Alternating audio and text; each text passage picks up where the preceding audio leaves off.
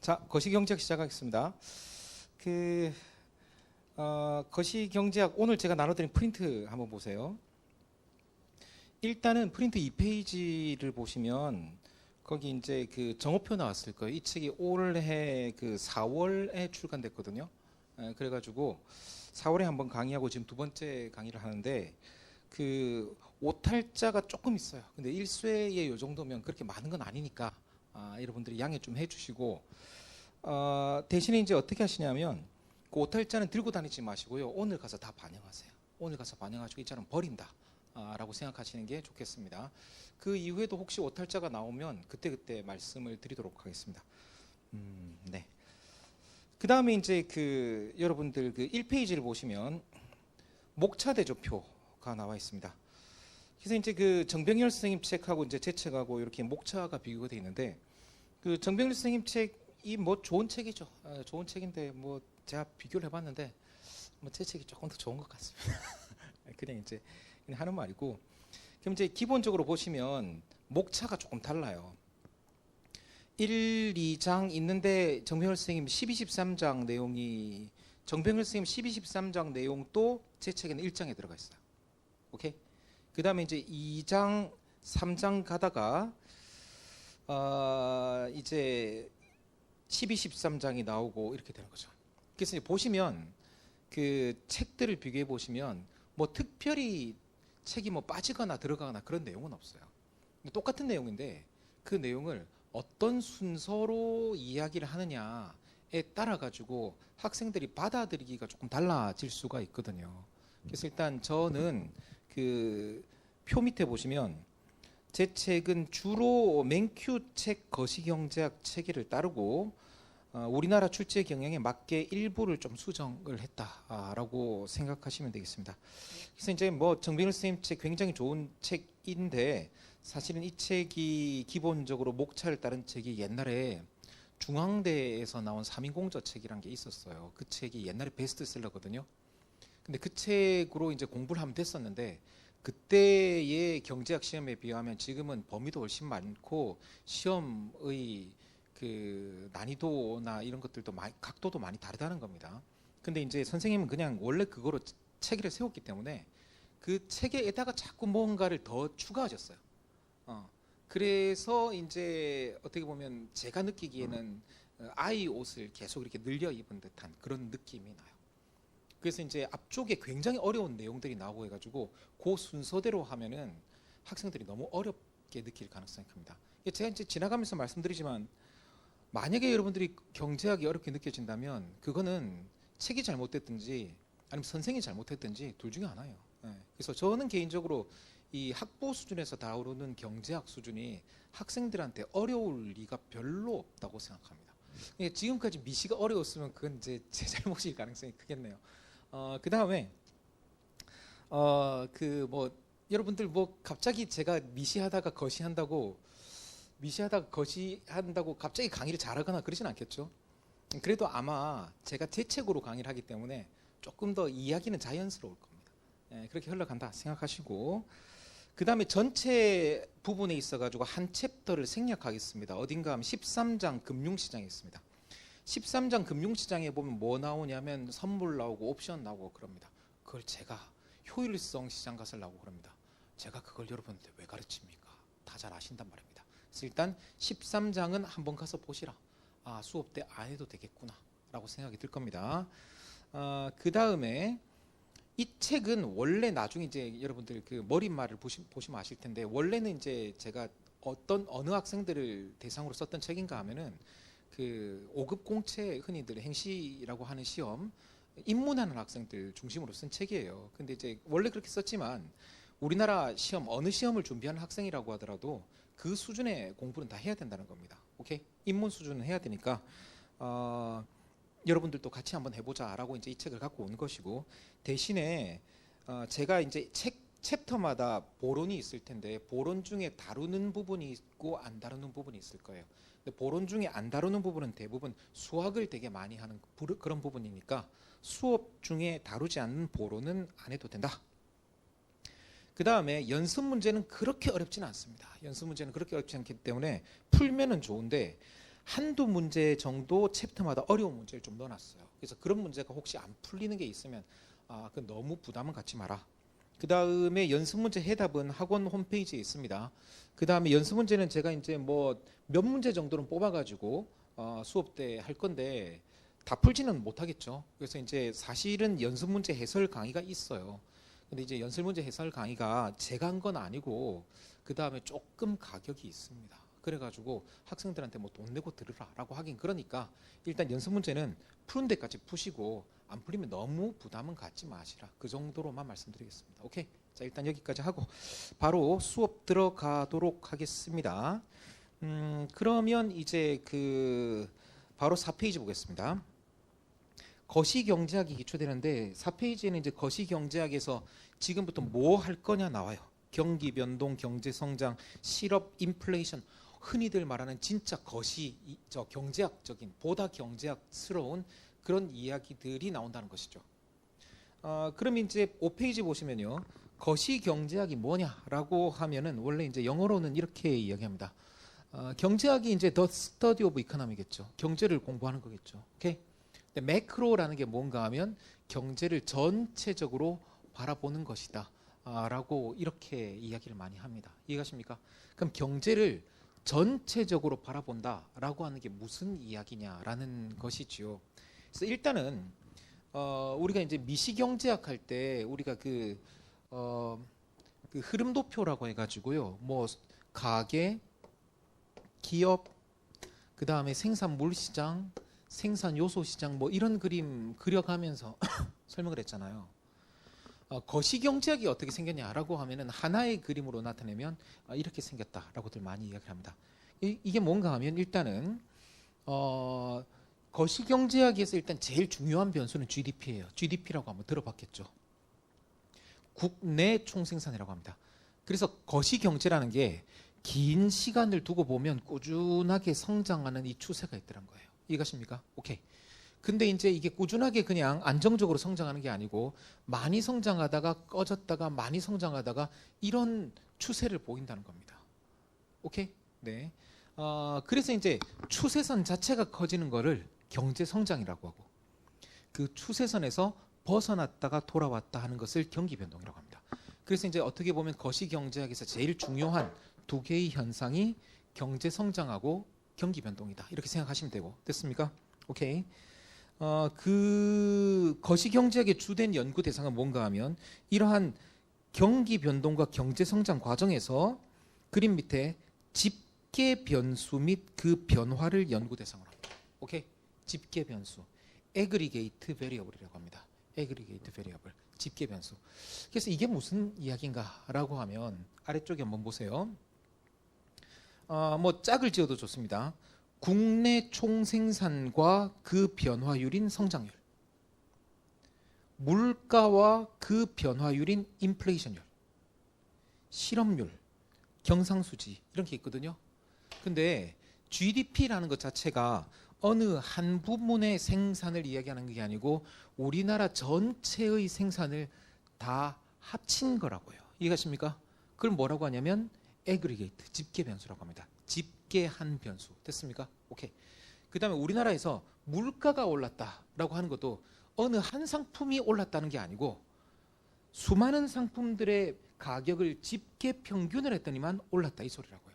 그래서 거시경제학에서 다루는 것은 개별 생산량, 지금까지 우리가 P, Q, 개별 상품에 대해 가지고 PQ 이런 걸 다뤘다면 이해가십니까? 지금부터는 집계된 변수로서의 PQ를 다루는 거다라고 생각하시면 되겠습니다. 그래서 이제 거시경제학에서 대표적으로 다루게 될 변수가 말씀드렸던 GDP, 물가, 실업, 경상수지 이런 것들이 있다라고 일단 생각해 놓읍시다. 됐습니까? 오케이. 그렇다면 그 거시경제가 목표로 하는 바가 뭘까요? 그러니까 굳이 따지자면 우리나라 경제, 나라 경제 전체의 목표가 뭘까요? 그러니까 이제 소비자의 목표는 효용 극대화고 기업의 목표는 이윤 극대화인데 나라 경제 전체의 목표는 뭐냐라고 하면 흔히들 네 가지를 이야기합니다. 첫 번째 혹시 완전 고용이라고 들어보셨습니까? 완전 고용이란 말. 완전 고용이란 말은요. 5페이지 맨 밑에 보시면 일할 의사와 일할 능력이 있는 사람들에게 충분한 정도의 일자리가 주어지는 상황을 말합니다. 오케이? 일하고 싶은 사람 누구나 일할 수 있는 수준이 되면은 완전 고용이라고 합니다.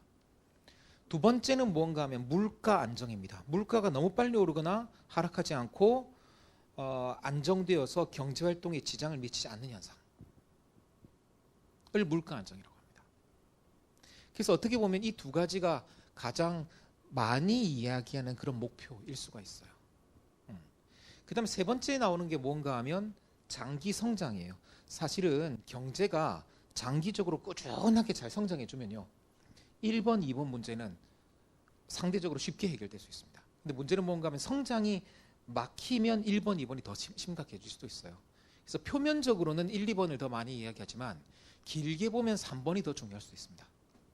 그 다음에 4번은 대외 균형이죠. 이 대외 균형은 외국하고 거래해서 지나치게 흑자를 보거나 지나치게 적자를 보거나 하는 문제가 안 생겨서 외국과의 거래에 큰 문제가 안 생기는 현상을 대외 균형이라고 합니다. 됐습니까? 오케이. 그래서 대체로 보면은 거시경제가 뭐 이런 정도의 목표를 가지고 있다. 좋다, 또 좋은 이야기다 하라는 겁니다. 다 좋은 이야기지. 뭐 나쁜 이야기 하나도 없네요. 문제는 뭔가 하면요, 우리가 완전 고용이라고 했는데 실업률이 몇 %쯤 되면 완전 고용이냐라는 것에 대해서 명백한 합의가 없습니다. 근데 정치학의 목표가 뭐예요? 민주주의거든요. 근데 민주주의가 뭔지 완벽하게 합의가 안 돼 있다는 거예요. 오케이? 그런 것처럼 경제학에도 다들 거시경제에서도 완전 고용, 물가 안정 이런 게 목표다라고 이야기하지만 구체적으로 저게 어떤 상태를 이야기하는 거에 대해서 완벽하게 합의는 안 돼 있습니다. 하지만 대체로 어떤 것이 완전 고용을 의미하고 그 다음에 대체로 어떤 상태가 물가 안정을 의미하느냐라는 것에 대한 전반적인 합의 정도는 이루어져 있습니다. 이게 어느 정도인지는 여러분들이 교과서를 보면서 알게 될 것입니다. 자, 이게 만약에 거시경제, 나라 경제 자체의 목표라면 지금부터 우리가 공부하게 될 거시경제학의 목표는 뭐냐라는 거예요. 거시경제학의 목표. 그래서 이제 그 아래쪽에 나올 겁니다. 그래서 거시경제 분석은 다음 세 가지로 이루어진다. 첫째, 우리가 분석할 집계 변수를 정의합니다. 전공자들한테는 이게 상당히 중요한 이야기인데 우리는 이미 정의된 변수를 쓰겠죠. 오케이? 정의하고 그 다음 이 집계 변수들 사이의 관계를 설명할 수 있는 모형을 만듭니다. 그리고 그 모형이 얼마나 현실을 잘 설명하는지 검증합니다. 이해가십니까? 이런 식으로 이루어지나 보다라고 생각하시면 되겠습니다. 그럼 이제 거시경제도 여러 가지 모형으로 이루어져 있는데 여기 무서운 말 나옵니다. 이 되게 어떻게 보면 좀 무책임한 이야기일 수 있는데 그냥 듣기만 하세요. 거시경제학은 어려운 학문이니까 경제학 원론과 미시경제학을 착실히 공부했다면 거시경제학이 특별히 어렵게 느껴질 이유는 없다. 이게 이제 그 책임 전가형이죠. 자, 지금부터 거시가 어려우면 누구 책임이다? 네 책임이다. 뭐 이런 이야기입니다. 그래서 저는 그 말씀드렸지만 그 잘 읽힐 거예요. 아마. 제가 이제 가능한 책을 구어체로 썼습니다. 그래서 이제 어떤 학생들은 이 책이 그 뭐 음성 지원된다 그러거든요. 제가 이제 강의로 말로 하던 걸 책으로 옮겨 놓은 거라서 다 읽힐 건데 이게 제가 옛날에 학생들이 하던 말이에요. 거시가 어려울 리가 없다. 거시가 어렵다면 그건 여러분들 미시를 제대로 안 했기 때문이다. 라고 그렇게 얘기합니다. 특히 미시경제학 후반부에 생산 요소 시장이나 아니면 왈라스 법칙이나 그런 거 있잖아요. 거시가면 다시 그대로 나오거든요. 그래서 일단은 미시 후반이 사실 중요했었다. 네. 근데 거시가 어렵다면 아마 많은 문제들이 서로 연관되어 있기 때문일 것이다. 예를 들어서 이자율은 환율과 환율은 물가와 물가는 다시 국민소득과 연관되어 있거든요. 이해가십니까? 이런 상호 연관성을 고려하다 보니 거시경제학은 기본적으로 일반 균형 분석일 수밖에 없습니다. 이해가십니까? 그리고 일반 균형 분석은 연립방정식으로 이루어져 있습니다. 그래서 이제 여러분들 경제학에서 쓰는 수학이 크게 보면 두 개라고 했어요. 미분하고 연립방정식이라고 했어요. 근데 미시경제학에서는 상대적으로 미분이 조금 더 강조되고요. 거시경제학에서는 상대적으로 연립방정식이 조금 더 강조돼요. 그래서 앞으로 미분은 조금 덜 해요. 미분하긴 해요. 하지만 미분 상대적으로 덜 해요. 대신에 연립방정식 문제는 이제 앞으로는 상당히 많이 풀게 된다라고 생각하시면 되겠습니다. 자, 연립방정식 형태를 갖는 거시경제 모형을 제대로 파악하는 첫 번째 단계는 외생변수와 내생변수를 잘 구분하는 것이다. 그러니까 무엇이 미지수인지를 판단하는 거예요. 그러니까 이제 수학 같으면 x하고 y라고 돼 있잖아요. 근데 경제학 같은 경우는 그렇게 x, y로 안 돼 있다는 겁니다. 하지만 뭐가 미지수고 뭐가 미지수구나 판단이 안 되면 문제를 못 풀어요. 오케이? 그래서 외생변수, 내생변수를 구분하고 이 내생변수가 바로 연립방정식의 해가 되는 것이다. 이해가십니까? 그래서 지금부터 여러분들이 해야 할 일은 연립방정식으로서 거시경제학을 배우는 것입니다. 연립방정식으로서의 거시경제학. 그래서 우리의 거시경제학의 목표는 뭔가 하면 거시경제를 설명하는 효과적인 연립방정식 모형을 만들어내는 것이 목표다라고 생각하면 되겠습니다. 이해가십니까? 만약에 여러분들이 설명하고자 하는 변수가 7변수라면 방정식 몇 개 필요하겠어요? 7방정식 필요하겠죠. 오케이? 변수가 11개라면 방정식 몇 개 필요해요? 11개 필요하겠죠. 그렇게 되는 거예요. 오케이?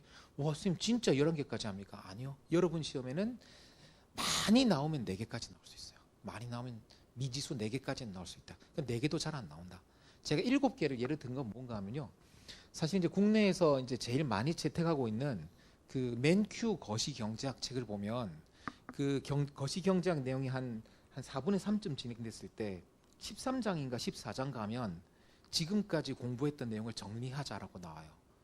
그러면서 뭐라고 하냐면 지금까지 여러분들이 봤던 거시경제학은 7개의 방정식으로 이루어진 모형이었다. 그 소리를 해요. 그 책에는 7개 나오는데 우리는 7개까지는 할 필요가 없다. 한 4개 정도 하면 된다. 많아봤자 4개. 그래도 보통 2-3개 정도다 라고 생각하시면 됩니다. 자, 그러면은 이제 거시경제학이라는 게 이렇게 연립방정식 풀이하는 그런 모형이구나 라고 생각하시면 되겠고요. 그 다음에 7페이지 보시면 뭐가 나오냐면 거시경제학에서는 미시보다 기간 구분이 조금 더 중요하다는 겁니다. 원래 미시경제학에서도 단기, 장기 구분했죠. 근데 단기, 장기는 정해진 개념이었어요. 그게 이제 바뀔 수 있는 거였어요. 그때그때 바뀌는 거라고 했다고요. 오케이? 그래서 원래 이제 원래 장기의 정의가 뭐예요? 원래 장기의 정의가 뭔가 하면 충분히 긴 기간이에요. 오케이? 충분히 긴 기간. 거기에 비해 가지고 단기는 뭔가 하면 충분히 길지 않은 시간이에요. 그럼 뭐 하기에 충분히 긴 시간이냐의 문제가 남는데 원칙적으로 하면 모든 것이 변할 수 있는 충분히 긴 기간 그렇게들 이야기를 하거든요. 근데 이제 사실 이제 그게 모든 것이 변할 수 있다라고 하면 한정이 없기 때문에 우리가 이제 고려하는 모든 변수가 변할 수 있는 정도가 장기라고 생각하면 되겠습니다. 그래서 앞서서 봤던 그림에 의하면 거시경제라는 것이 어떻게 구성되어 있냐면 기본적으로는 장기 추세선과 그 추세선에서의 이탈과 회귀로 이루어집니다. 이해가십니까? 그러면 여기서의 단기는 일단 추세선 이탈이 날 수 있잖아요. 됐습니까? 추세선 이탈이 났다가 우리가 이렇게 생각하는 거죠. 추세선 이탈이 났습니다. 3개월까지는 아직은 회복 못했을 겁니다. 라고 생각되는 게 단기예요. 됐습니까? 오케이. 추세선 이탈이 났습니다. 하지만 2년쯤 지났으면 충분히 회복이 돼 있을 겁니다. 라고 보면 장기가 되는 거예요. 그래서 여기서는 추세 이탈이 다시 추세로 돌아올 정도로 충분히 긴 기간인가? 됐습니까? 추세선으로 돌아오기에 충분히 길지 않은 시간인가? 라는 정도로 일단 단기와 장기를 구분한다. 일단 여러분들 이렇게 생각하세요. 미시 때보다 거시 때는 이 기간 구분이 더 중요해요. 됐습니까? 오케이. 그리고 기간 구분에서 미시 때는 단기, 장기만 했죠. 근데 여기는 단기, 장기 말고 최장기라는 게 하나 더 있습니다. 굳이 따지면 최단기라는 게 하나 더 있을 수도 있어요. 근데 일단 기본적으로는 단기, 장기, 최장기 이게 보통 그 대세입니다. 오케이? 그럼 여기서 최장기는 뭐냐라고 하면 장기 추세라는 게 있는데 그 추세 자체가 변할 수 있는 더 긴 기간이 되면 우리가 최장기라고 합니다. 이해가십니까? 추세가 있다. 추세에서 이탈했다. 단기. 추세로 돌아올 만큼 긴 기간, 장기. 추세 자체가 변할 수 있는 시간, 최장기. 오케이? 그래서 거시경제학에서도 여러 가지가 나옵니다. 그래서 이제 보시면은 거시경제학에서 앞으로 뭐가 나오냐면 4부문, 3기간, 4시장 뭐 이런 이야기 나오거든요. 이게 차례로 나올 거예요. 그랬을 때 이제 4부문이라고 하면 뭔가 하면은 미시경제학 때는 주로 뭘 했냐면 가계기업 했죠. 됐습니까? 가계기업하고 가끔 정부 나오고 이렇게 했었다고요. 근데 거시경제학에서는요, 정부의 역할이 굉장히 중요합니다. 이 가계기업 정부까지 하면 3부문이라고 해요. 근데 거기다가 외국까지 들어오면은 4부문이라고 합니다. 이해가십니까? 그래서 가계기업 정부 해외 또는 국외라고 해가지고 4부문이라고 이렇게 부릅니다. 됐습니까? 오케이. 그 다음에 3기간 지금 했고요. 오케이. 그 다음에 시장도 미시경제학 생각해 보세요. 이게 사실은 이제 비교를 잘해야 되는데, 여러분들은 미시경제학에서 시장을 할 때 주로 재화시장 또는 다른 말로는 생산물 시장이라고 했거든요. 그 다음에 노동시장 나오는데 이 노동시장의 뭐의 대표인가 하면 생산 요소 시장이거든요. 미시경제학 때는 이 둘만 했던 거예요. 이해하십니까? 근데 거시경제학에서는 금융시장을 대표하는 화폐시장이란 것과 됐습니까? 저 화폐시장이란 것도 미시경제학 때는 안 했었다고요. 그 다음에 외환시장이라는 새로운 시장이 들어옵니다. 이해가십니까? 그래서 지금부터 이야기가 조금 더 커졌구나, 말 그대로. 됐습니까? 그래서 4부문, 3기간, 4시장, 이게 이제 우리가 지금부터 배울 거시경제학이다 라고 한번 생각해 봅니다. 됐습니까? 이건 이제 하면서 익혀가면 됩니다. 그 다음에 나오는 게 뭔가 하면 거시경제학에 두 조류되어 있는데요. 이게 이제 문제예요.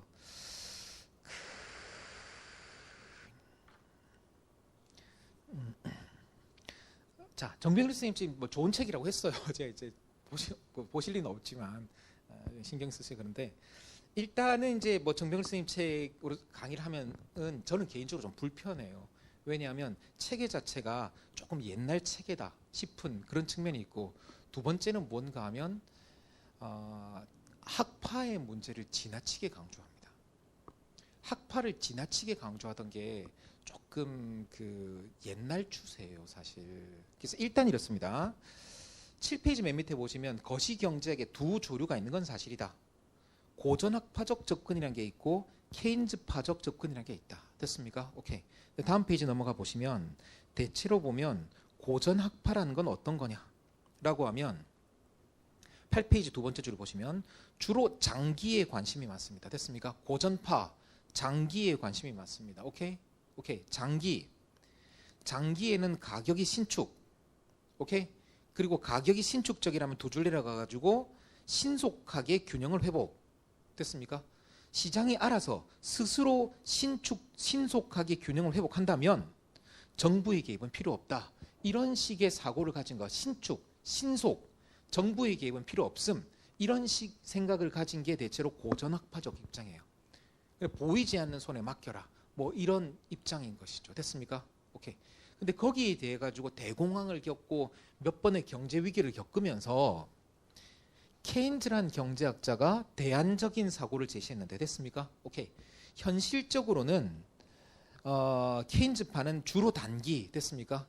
상대적으로 단기, 가격이 경직, 내버려둬서 쉽게 회복하지 못한다. 됐습니까? 정부의 개입이 필요하다. 이런 입장입니다. 됐습니까? 그래서 이거는 경제를 바라보는 두 개의 시선이거든요. 그러니까 학생들은 가능한 내버려두는 것이 낫다라고 생각하는 사람들이 있을 수가 있고, 학생들은 가능한 이렇게 조직적으로 학습 계획을 짜주고 정부가 개입하는 게 낫다, 부모가 개입하는 게 낫다라고 생각할 수도 있다는 거예요. 그래서 한때는 이 두 가지 사고, 어떻게 보면 약간 자유방임적 사고와 케인즈적 사고를 대립적으로 이렇게 이야기를 많이 했었고, 지금 또 그렇게 학파 간의 대립을 이야기하는 것은 학생들한테 거시경제학을 이해시키는 데 꽤 도움이 된다고 생각합니다. 그래서 거시경제학을 하면서 학파 이야기를 안 할 수가 없어요. 하지만 학파를 너무 강조하는 건 문제가 있습니다. 왜냐하면 두 번째 단락 보시면 양자를 논쟁적 구도로 이해하는 것도 가능하지만 현재 대부분의 경제학자들은 두 가지를 일종의 분업 관계로 생각합니다. 어떻게 생각하냐면 단기 거시 경제는 케인즈 경제학이 더 잘 설명하고 장기 거시 경제는 고전파가 더 잘 설명하기 때문에 케인즈파만 알거나 케인즈파만 맞다고 우기거나 고전파만 맞다고 우기거나 이래서는 안 된다는 거예요.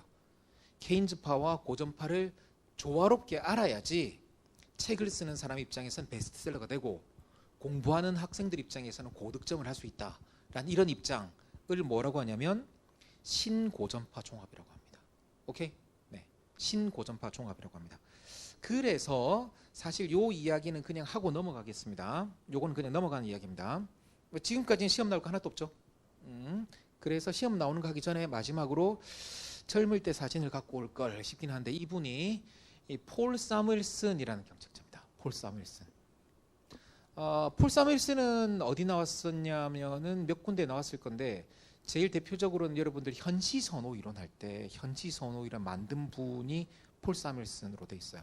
이분은 뭐 미시, 거시, 국제 알 거 없이 경제학 전반에 굉장히 영향을 많이 미친 분이며 여러분들은 믿으실지 모르겠지만 이분이 이제 경제학 원론 1판을 내신 게 1948년인데 말이 안 되는 일이 생겼는데요. 그냥 하는 이야기예요. 경제학 역사에 남는 대단한 일이 생긴 거예요. 1948년이 어떤 해요? 2차 대전 끝난 해예요. 저 해에 경제학 원론 1판을 냈는데 지금 여러분 음원 사이트를 가면 탑백이 있잖아요. 그 서점 사이트에 가면은 베스트셀러 순위가 있잖아요.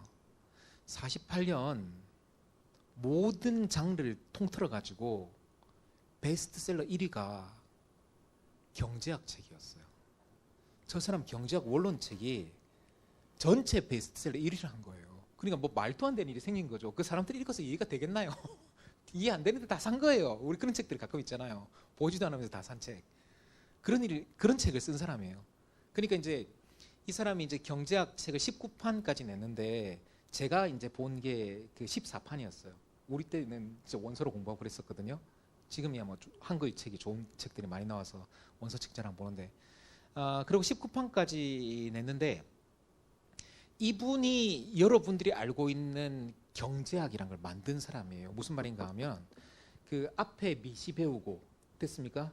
뒤에 거시를 배우는데 이 거시를 배울 때는 케인즈파하고 고전파를 잘 버무려 가지고 공부하면 된다라는 우리가 알고 있는 이 경제학이란 걸 만든 분이 이분입니다. 그리고 이제 이분이 이제 만들어낸 게 고전파하고 케인즈파를 조화롭게 이해를 해야 거시경제를 제대로 이해할 수 있다라는 입장인데 그 입장을 뭐라고 부르냐면 신고전파 종합이라고 하고 이해가십니까? 오케이. 지금의 베스트셀러 교과서들 그리고 대한민국의 시험을 준비하기 위한 입장 전부 다 일단 신고전파 종합적인 그런 입장에서 공부를 해 간다라는 겁니다. 자, 그래서 이제 제가 추가로 말씀드릴 거는 뭔가 하면 거시경제학을 공부하는 과정에서 학파에 대한 이야기를 안 할 수는 없다. 하지만 지나치게 모든 것을 학파의 눈으로 보는 것은 위험하고 약간 철진한 접근법일 수 있다라는 정도로 알아두시기 바랍니다. 참고로 관심이 있으신 분들은 나중에 올해 기출문제를 한번 찾아보세요. 작년까지는 그래도 학파 관련된 문제가 한 문제 정도 나왔거든요. 22년에는 한 문제도 안 나왔습니다. 여러분들이 거시경제를 배우는 거지 학파 배우려고 하는 건 아니잖아요. 오케이? 그래서 일단 여러분들 학파는 중요하지만 지나치게 학파를 강조하는 건 조금 위험할 수 있다는 정도로 알아두시기 바랍니다. 자, 그럼 지금부터 본격적으로 시험 나오는 걸 시작합니다. 거시경제학이 어떻게 생겼느냐, 제 책이 어떻게 구성되었나라는 건데 이 책의 구성은 일단 대체로 맨큐 책의 구성을 그대로 따르고 있습니다. 그럼 이제 어디만 달라졌느냐라고 하면 여기 있는 경제성장론하고 개방경제 부분이 사실은 이 사이에 들어가 있는데 학생들이 이 부분을 좀 어려워해요. 그리고 전체에 있어가지고 조금 독립적이에요. 그래서 제가 국내 교과서들의 대체적인 입장에 따라 가지고 요 두 파트를 맨 뒤로 빼놨습니다. 그거 빼고는 맨큐책 구성하고 똑같습니다. 그래서 일단 여러분들이 지금은 거의 대부분 학교에서 여러분들 그 대학교 커리큘럼 보면 거시경제학을 한 학기 할 거예요. 거시경제학이 한 학기고 학교에 따라 가지고 거시경제학 연습이나 그 클래스 들어간 문제풀이 같은 거예요. 그 다음에 고급 거시경제학 뭐 이렇게 돼 있어요. 근데 옛날에는 어떻게 돼 있었냐면 거시경제학을 두 학기 하는 학교도 있었어요.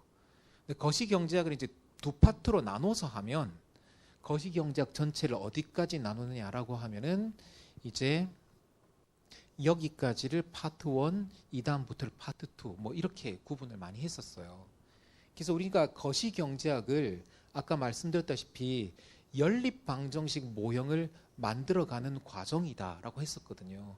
그래서 앞쪽 부분이 일단 여러분들은 기본 이론 생각하시고 뒤쪽 부분이 심화 이론 정도 생각하시면 된다. 이해가십니까? 오케이. 그래서 이제 뭐 지금 다 설명드려봤자 다 모르실 테니까 크게 파트 1, 파트 2로 구분된다라고 생각하시고 우리 이제 파트 1부터 할 것인데 그럼 파트 1에서 뭘 할 거냐라고 하면 맨 먼저 거시경제학의 주요 변수부터 할 겁니다. 요즘 좀 덜 나오는 것 같은데 그 원래 K 드라마 중에 대표적인 장르가 의학 드라마 있잖아요. 뭐 의사라는 게 워낙에 인기 있는 직업이다 보니까 뭐든지 의사 넣어서 밴드하고 의사 넣어가지고 연애질하고 뭐 그러지 않습니까? 본격 의사 뭐 그런 것도 있죠. 제 말은 뭔가 하면 환자가 실려오면 맨 처음 뭐 해요? 바이탈이 어떻게 됩니까? 뭐 그렇게 하잖아요. 저도 드라마 많이 보는 편이라 혈압 재고 맥박 재고 그다음 뭐 체온 재고 이런 거 하잖아요. 그런 것처럼 거시경제학 같은 경우도 맨 먼저 혈압 재고 맥박 재고 체온 재고 이 작업부터 해야 된다고요. 그래서 우리가 맨 먼저 할 게 뭔가 하면 거시경제학의 주요 변수를 할 것입니다. 이게 지금 오늘 할 내용입니다. 오케이? 그 다음에 뭘 하게 되냐면 거시경제학이라는 게 여러 부분으로 이루어졌기 때문에 그 거시경제학의 거시경제를 이루는 주요 시장이 어떤 것들이 있냐라는 것을 밝힐 것입니다. 이해가십니까? 오케이? 그래서 제가 할 일은 뭔가 하면 주요 시장별로 주요 방정식들을 하나씩 만들 것입니다. 연립 방정식이라고 했잖아요. 이해가십니까? 그래서 각 시장별로 시장을 상징하는 방정식을 하나씩 만든 다음에 오케이? 그것을 이제 큰 연립 방정식으로 만들어낼 것입니다. 이해가십니까? 그래서 이제 파트 1 자, 여러분 객관식 시험 하시는 분들 입장에서는 이 앞쪽 파트 상당히 중요해요. 네, 앞쪽 파트 중요합니다. 그래서 이제 보시면 맨 먼저 그 환자가 들어왔으니까 주요 변수 체크를 한다. 됐습니까? 그다음 두 번째 거시경제를 구성하고 있는 주요 시장에 대해서 배운다. 그리고 그 시장을 상징하는 방정식들을 만들어 가지고 그 방정식을 결합해서 연립 방정식 모형, 일반 균형 모형을 만든다. 이런 과정이라고 생각하시면 되겠습니다. 이해가십니까? 그래서 일단은 이 그 주요 시장을 하는 동안에는 상대적으로 좀 고전파적 접근을 좀 많이 하고 그 다음에 이 시장들을 결합하는 과정에서는 케인즈파적 접근을 많이 하고 그 다음에 고전파와 케인즈파를 이제 통합하고 이런 과정으로 진행된다라고 생각하시면 되겠습니다. 그래서 앞으로 이제 이렇게 진행된다라는 것이고 이제 어떤 식으로 이렇게 결합돼 가는지는 좀 이따 도표를 통해서 다시 한번 말씀드리도록 할게요. 자, 그럼 지금 본격적으로 거시경제학의 주요 변수부터 하도록 하겠습니다. 자, 그럼 거시경제학의 주요 변수에 해당하는 것들이 이제 있는데 제일 유명한 게 이제 뭔가 하면 첫 번째 여러분들 거시경제학의 수량지수라고 하는 이른바 GDP가 있습니다. 됐습니까? 오케이. 그러니까 거시경제학 이야기를 하려면 최소한 이 정도는 알아야 이제 이야기가 진행이 된다라는 거예요. 됐어요? 그 다음에 이제 뭘 배울 거냐면 물가지수에 대해서 얘기할 거예요. 그래서 예를 들어 가지고 여러분들이 저기 교과서 20페이지를 보시면 거시경제학의 물가지수 나오죠. 됐습니까? 이 물가가 빠른 속도로 상승하는 것을 인플레이션이라고 합니다. 사실은요, 여러분들은 태어나서 지금까지 인플레이션을 한 번도 겪어본 적이 없어요. 그동안 20년간 인플레이션은 상당히 안정되어 있었습니다. 당연히 한 자릿수고 보통 4% 안쪽이었습니다. 그런데 그게 지금 교과서에나 존재하는 것 같던 더 이상은 생기지 않을 것 같은 인플레이션이 지금 다시 살아나기 시작한 거예요. 그게 어떤 느낌인가 하면요. 얘가 별로 안 좋은데 말했나? 뭐 기억이 안 나는데. 인플레이션이 지금 어떤 기분인가 하면요. 지금 이제 코로나가 조금 안정화됐죠. 그리고 바라건대 올해 가을쯤 돼가지고 코로나 발생자가 0명이 나왔어요. 사람들이 이제 코로나 끝이라고 생각하고 있었던 거예요. 근데 한 10년 있다가 코로나가 또 생긴 거예요. 지금 인플레이션이 그 느낌이에요. 인플레이션의 문제는 경제학에서 거의 정리된 것처럼 사람들이 생각하고 있었습니다. 최근 한 20, 30년간 없었다니까요. 사실은 1980년대 볼커라는 어마어마하게 센 중앙은행장, 미국 중앙은행장이 인플레이션에 완전히 때려잡았어요. 완전히 쳐잡았어요. 그리고 그 이후에 인플레이션 없어진 줄 알았는데 지금 다시 생긴 거예요. 그래서 두 번째 변수가 인플레이션과 관련된 물가. 그래서 인플레이션이 안정화되어 있었기 때문에 사실은 최근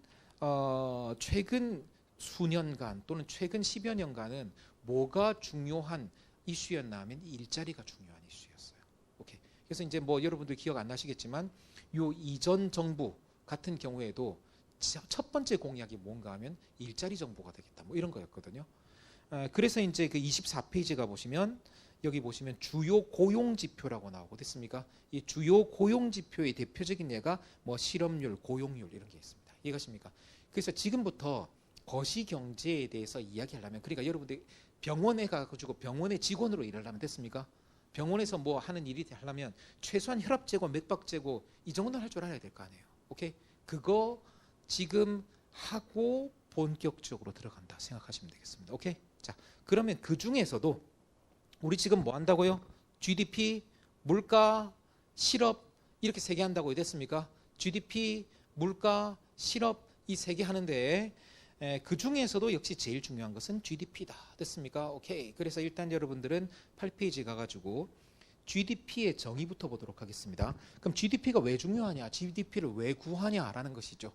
GDP는 발명된 것입니다. GDP는 발명된 것입니다.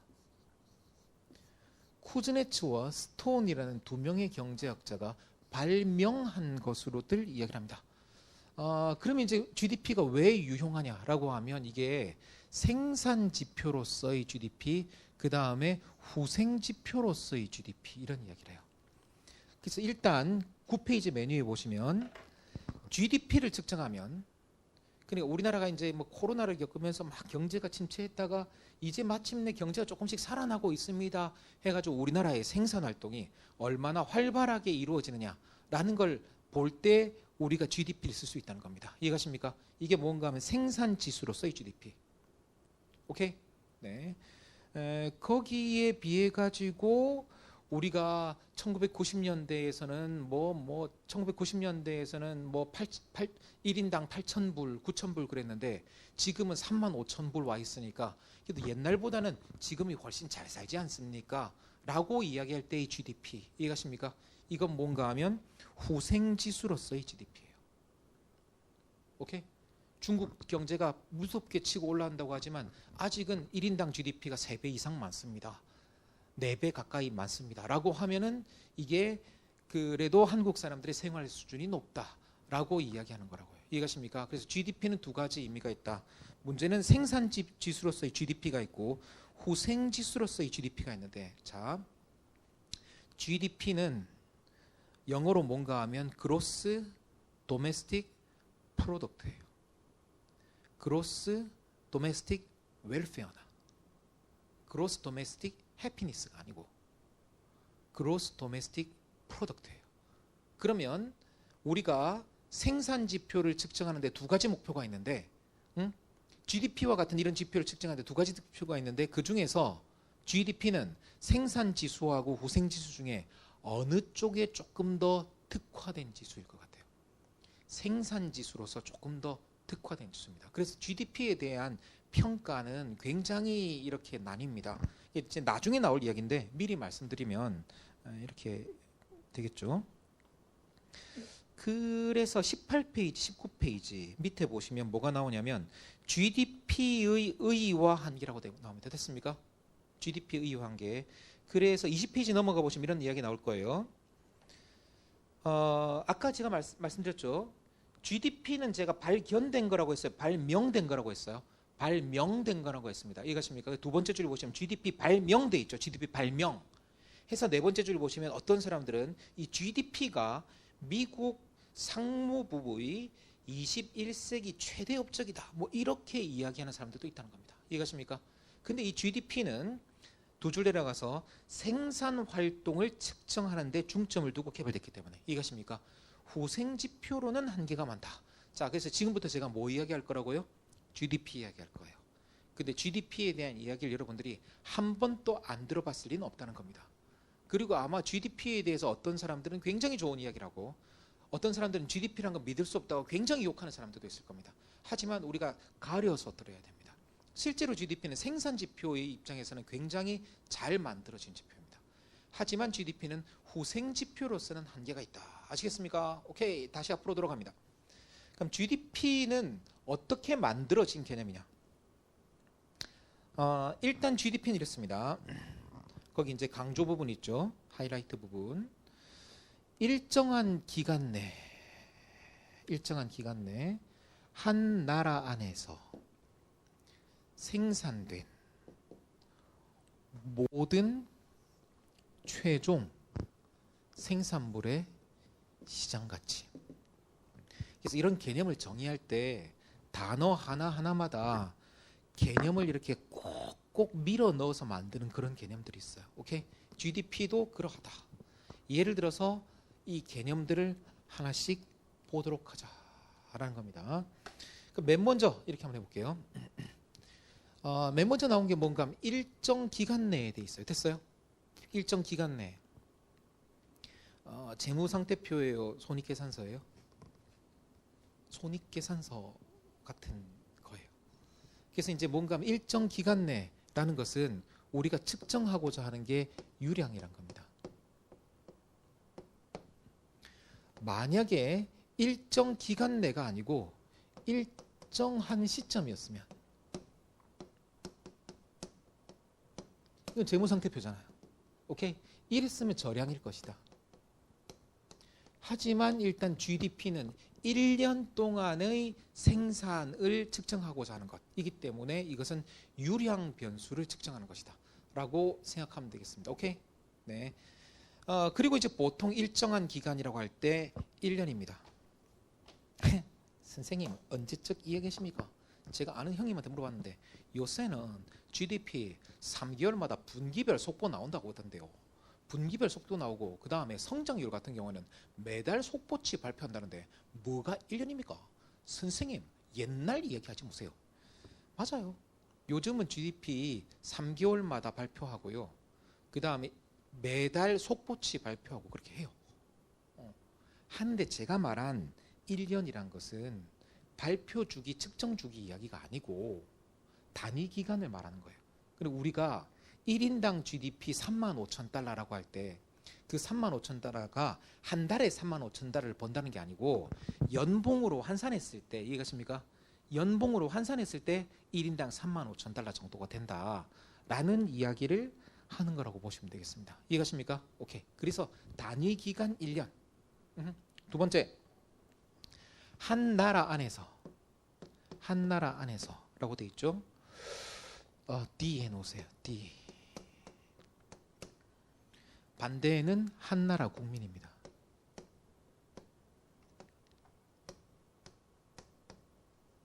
내셔널이죠. 그래서 이제 여러분들이 이미 세법상법을 공부했기 때문에 이제 설명하기가 좋겠네요. 속인주의니 속지주의니 이런 말을 들어보았을 것입니다. 이해가십니까? 오케이. 그래서 GDP는 속지주의 개념이에요. 그러니까 한국 국적의 기업이 외국 가서 생산하면은 그건 GDP에 포함이 안 돼요. 대신에 외국 국적 기업이 국내에서 사업을 하잖아요. 예를 들어 이케아가 우리나라에서 일을 했어요. 됐어요? 우리나라 GDP에 포함됩니다. 도메스틱 속지 기준이란 거죠. 왜 그러면 속인을 안 쓰고 속지를 씁니까? 문제는요, 여러 가지 이유가 있어요. 일단 기술적인 측면에서는 속인주의보다 속지주의가 쉬워요. 왜냐하면 우리나라에서 지금 영업을 하고 있잖아요. 그 통계가 쉬워요. 오케이? 그 다음에 또 여러 가지 이야기가 있는데요.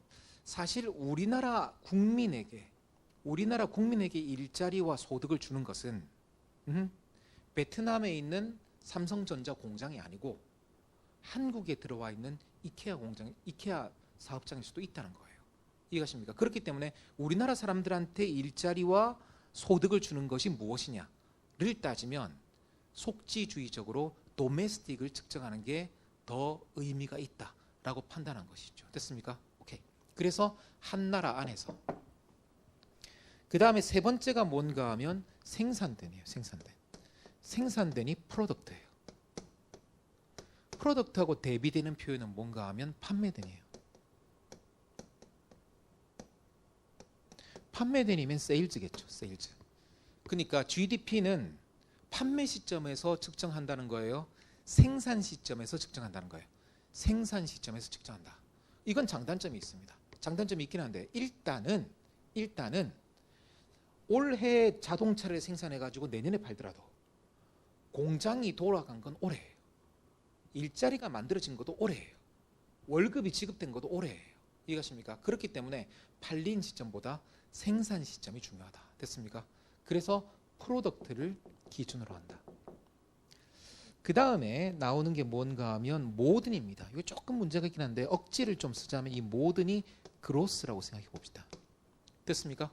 그럼 이걸 붙이면 GDP 이렇게 되는 것이죠. 모든 국내에서 생산물. 됐습니까? 국내 모든 생산물. 이게 이제 GDP 되겠습니다. 자, 그래서 원래 이제 모든이라고 되어 있는데 제가 정확하게는 모르겠습니다만 그 국제 회계 기준이 있습니다만 그걸 우리나라에 조금 맞게 조정을 하죠. 그래서 KIF 그런 거 아닌가? 그 다음에 기업별로도 사실 그 계정을 조금 설정을 할 수가 있잖아요. 그런 것처럼 이제 모든 원래 원칙적으로는 그렇게 돼 있어요. GDP는 부가가치를 창출하는 모든 활동이라고 돼 있어요. 원래 부가가치를 창출하는 모든 활동이라고 돼 있지만 실제로 통계에서는 모든 활동을 잡을 수는 없습니다. 이해가십니까? 그래서 나라마다 다르지만 불법, 그 다음에 비시장 거래 이런 것들은 빠지기 마련이다. 됐습니까? 오케이. 불법 비시장 거래는 빠지기 마련이다. 그래서 우리나라가 작년에 이게 우리나라가 이제 그 세계 경제 7위가 됐다, 뭐 7위다, 6위다, 뭐 이렇게 이야기가 있었어요. 그 우리나라하고 지금 딱 붙어 있는 나라가 있어요. 몇 년 안에 따라잡냐 못 잡냐 하는 나라가 있어요. 이탈리아예요, 이탈리아. 거의 이제 그 경제 규모가 비슷해졌거든요. 우리나라가 이탈리아까지 왔다는 게 대단한 건데 여러분들 이탈리아 우습게 하지만요. 그 명품의 나라고 그 나라니까 이탈리아 우습게 하면 안 됩니다. 근데 이제 흔히들 이탈리아하고 한국을 비교할 때 뭐 여러 가지가 있겠지만 그 이탈리아 경제를 너무 무시하지 마라 그런 이야기를 해요. 왜냐하면 여러분 아시다시피 이탈리아 경제가 지하 경제가 좀 큰 나라잖아요. 지하 경제는 GDP에 안 잡혀요. 그래서 겉으로 드러나기에는 이탈리아 경제가 저 정도로 보이지만 사실 통계에 안 잡히는 부분까지 포함하면 실제로는 이탈리아 경제가 조금 더 클 거다 뭐 그런 식으로 이야기하거든요. 그러니까 이제 그 불법 비시장 경제의 규모가 얼마나 큰지에 따라 가지고 그건 빠지니까 오케이? 네, 이제 GDP 통계가 좀 달라질 수 있다라고 생각하시면 되겠습니다. 오케이? 네. 그 다음에 최종돼 있습니다. 최종. 최종돼 있는데 이 최종하고 대비되는 표현은 뭔가 하면 중간재입니다. 이건 이제 뭔가 하면 중복 계산을 막기 위한 것입니다. 중복 계산. 그러니까 뭔가 하면은 뭐를 예를 들어볼까요? 여러분들이 이제 햄버거를 만드는데 햄버거에 이제 빵, 패티, 야채 이런 거 있을 거 아니에요. 근데 빵 계산하고 햄버거 계산하고 이런 식으로 하면 빵은 2번 계산되잖아요. 이해가십니까? 그러니까 중간재는 빼고 최종재로만 측정한다. 이거는 중복 계산을 제하기 위해서라고 생각하면 되겠습니다. 이해가십니까? 그래서 최종의 그 다음 10페이지 보시면 생산물 나오는데 이 생산물에는 특별한 형태를 가지는 재화와 그 다음에 형태를 가지지 않지만 우리에게 만족감을 주는 서비스 이런 거로 이루어지고 그 다음에 이 수많은 상품들을 합하려면 기준이 필요할 건데 우리는 시장 경제에 있기 때문에 시장 가치로 측정한다라는 것입니다. 이해가십니까? 그렇게 보면은 이제 GDP의 정의가 왜 이렇게 되었는가? GDP는 발명된 개념이구나라는 것을 알 수 있을 것입니다. 자, GDP는 일정한 기간 몇 년? 얼마? 1년. 됐습니까? 오케이. 한 나라 국민 아니고 뭐? 한 나라 안에서 생산된 뭐 아니고 판매는 관계없다. 이것이면 생산된 모든이라고 했지만 실제로는 뭐는 빠진다? 불법 비시장 거래가 상당히 빠질 수가 있다. 나라마다 다르다. 이것입니까? 오케이.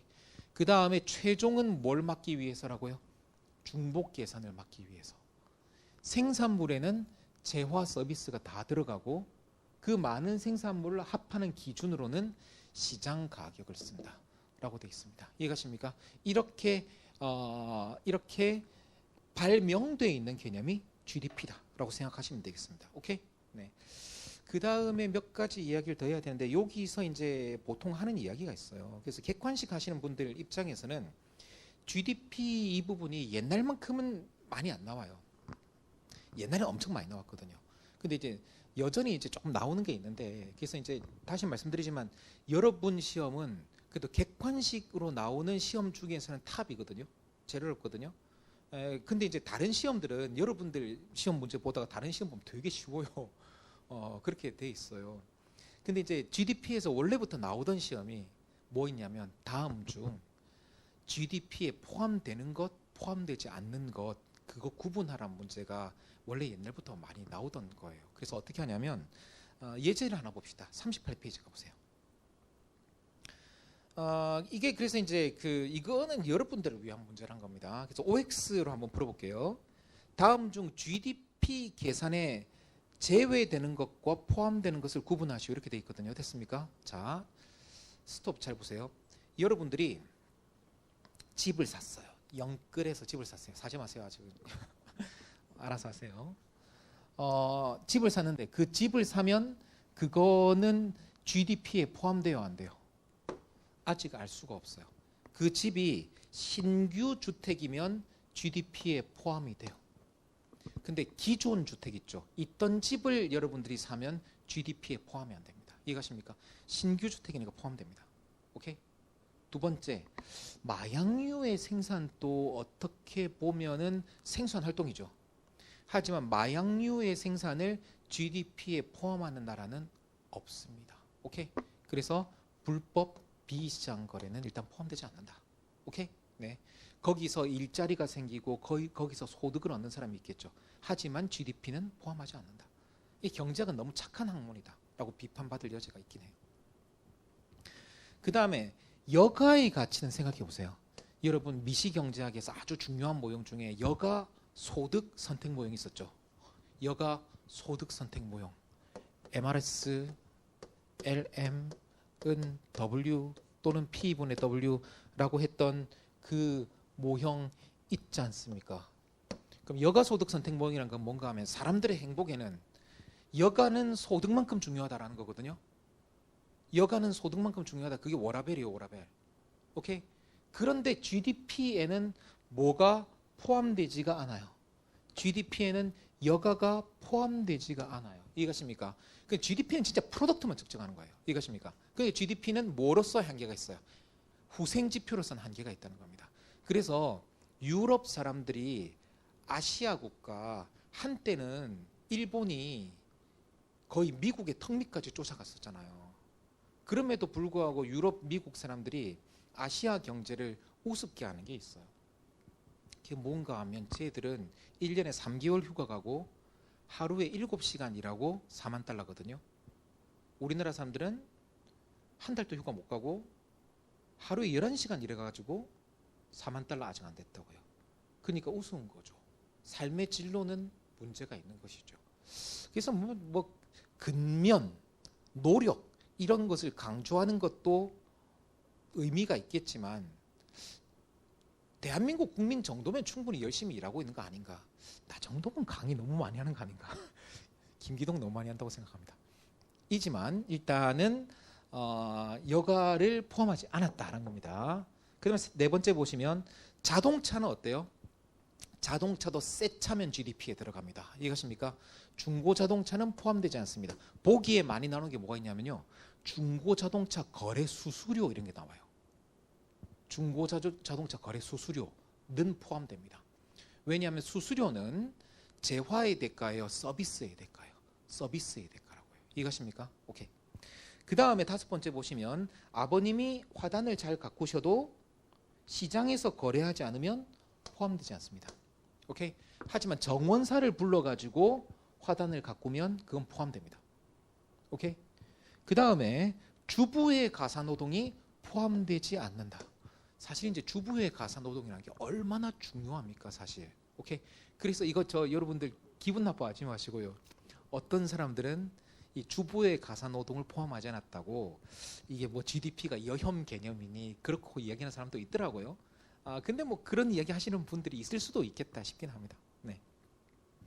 그 다음에 이제 일곱 번째는 뭔가 하면 자가주택 주거 서비스란 건 뭔가 하면 혹시 여러분들이 뭐 귀속 뭐 이런 이야기를 들어보셨는지 모르겠는데 제가요 집이 있어요.